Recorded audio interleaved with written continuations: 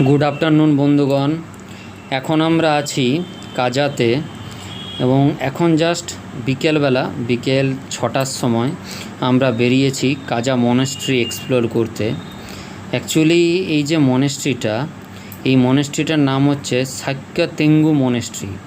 এটা actually Tibetan কালচারে আছে এই মনেস্ট্রিতে, এবং এই মনেস্ট্রিটা রিসেন্টলি হয়েছে, মানে মনেস্ট্রিটা জাস্ট একদম নতুন।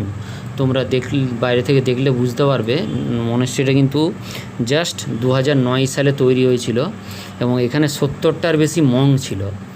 এবং তারপরেই সেই মনেস্ট্রির পাশ দিয়ে অনেকগুলো সিঁড়ি ওঠে। আমরা প্রায় গুনেছিলাম সিঁড়ির সংখ্যাটা, সেটা ছিল 255টা সিঁড়ি উঠে অনেকটা উঁচু একটা জায়গায় গেছিলাম, যেখানে আমরা এই ভিউটা দেখতে পাই, যেখানে একদিকে একটা পাহাড় দেখতে পাই, তোমরা স্ক্রিনে দেখতে পাচ্ছ একদম পুরো পাথরে ভর্তি, মানে জাস্ট কোনো বরফের চিহ্ন নেই, পুরো ধুরধুরে পাথর।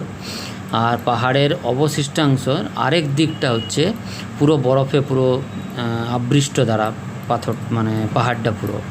তা এইরকম দুটো বিউটি, জাস্ট বাঁ দিকে একরকম বিউটি দেখতে পাচ্ছি, কোনো বরফ নেই, জাস্ট পাথুরে একটা পাহাড়, আর ডান দিকে একটা পাহাড় যেটাতে পুরো একদম বরফে ঢাকা। এবং এই উপর থেকে বিউটিটা জাস্ট দারুণ।